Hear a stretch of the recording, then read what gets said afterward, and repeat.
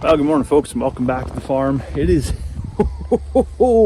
the air hurts my face, and not only does the air hurt my face, it's so cold today where it hurts to just exist. And that's pretty much. I'm just burning a little bit of garbage here, and I don't really want to leave the burning barrel behind, but chores got to get done. Well, not only do chores got to get done, but I'm not the only cold thing out here. All the donkeys and chickens and sheeps and all that kind of stuff. Everybody's cold. Everybody's having a bad day today. So everybody needs a little bit of extra grain, a little bit of extra hot chocolate, whatever it takes. The east wind is coming just a little bit too. I thought I'd sneak over here, check on this water tap. See if I can get water out of that tap. Oh, look at that.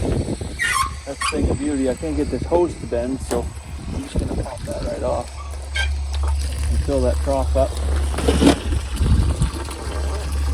Had some heat tracing in there the other day, and turned the big old space heater off, but we still had a freeze up in there, unfortunately. So as blessed as we are to have this beautiful shop, it's a pole shed with a floating cement pad poured inside the frame of that pole shed. And so when it gets to 40 below, that cement contracts and pulls away from the wall a little bit. On a typical year, I would manage that quite easily. I would just go bank up a little snow along the outside edge, and there'd be no breeze or draft or anything like that coming in, but we haven't had any snow. I mean, I shouldn't say we haven't had any. I mean, obviously we've had some, but that's it. That's their sum total, is about 4 to 5 inches and whatever's blown up, and that doesn't really do much for us, unfortunately. But nevertheless, sometime maybe later today, I am going to have to come with a little snow shovel and come all the way up the hillside, do a little banking up along the edge there, see if I can get things moving, or stop the breeze moving anyways inside the shaft. So it was minus 39 here this morning. We did hit the magic 40 yesterday morning on my way to work. I seen that. I was pretty enthralled about that. You know, it's kind of a benchmark you've got to hit every winter. It's amazing actually how many folks last winter on the TikTok channel were just like losing their minds. Like, oh, it's never been minus 40 in Alberta. And they thought like some record temp was, they thought I was having them on anyways. But no, it happened. And here we are again. I'm just bringing some apple cores into the chickens. Not because apple cores are good or bad or anything for chickens, but Armin's making some apple crisp for supper tonight, so I'm going to treat the birds. See the thermometer here? What is that, about minus 12, 13, something like that on the inside of the coop versus the, you know, whatever, the bottom side of minus 35. I don't think it's 39 anymore. It's, now the sun's up, I think it's about minus 36 or something like that.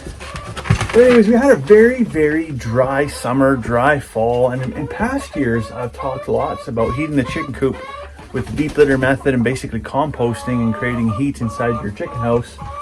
This year, because of the reduced humidity, reduced precipitation, the chickens weren't naturally bringing in as much moisture. And so if I want that composting process to happen, I'd probably have to introduce a bit of water.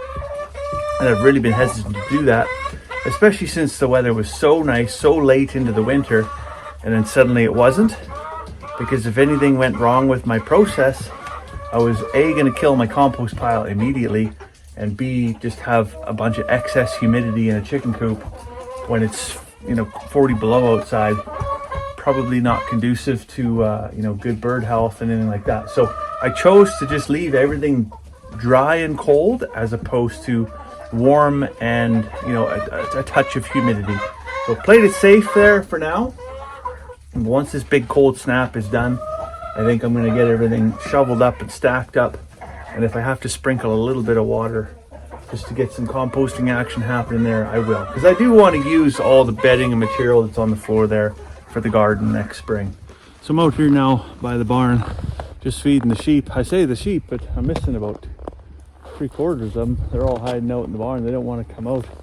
And speaking of not want to come out, today is really the first day I've actually wanted to come out here. We had a heck of a sickness go through the house. I think the last video I actually made, I was saying that, yeah, we were under the weather, but I can honestly say I haven't puked like that since I was a little kid.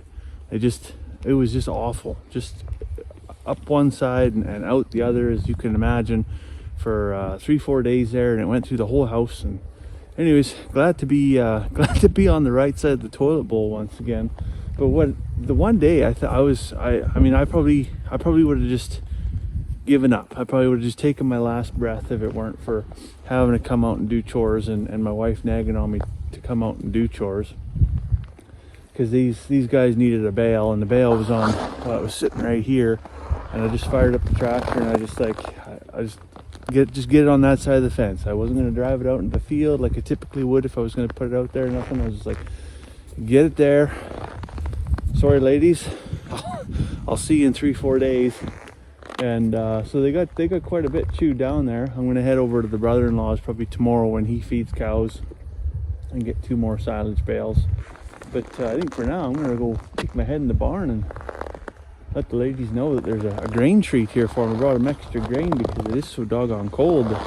They probably should have a little bit, and I certainly don't want to share it between, what do we got here, 6 or 7 of them, because that'll end up with somebody with a tummy ache.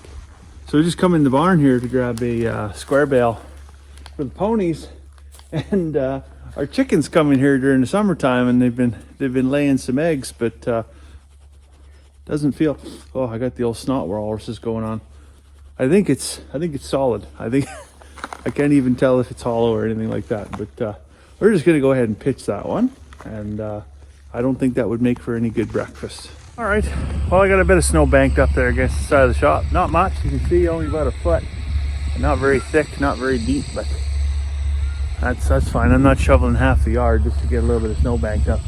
Hopefully we get a little bit more here this winter, and a little less of this cold temperature, but for now that should stop the breeze from flying in underneath the wall. And I think it's time to go for a hot chocolate, the mustache agrees. So I'll let you go for now. Hope you have a fantastic day and you're staying warm. We'll see you tomorrow.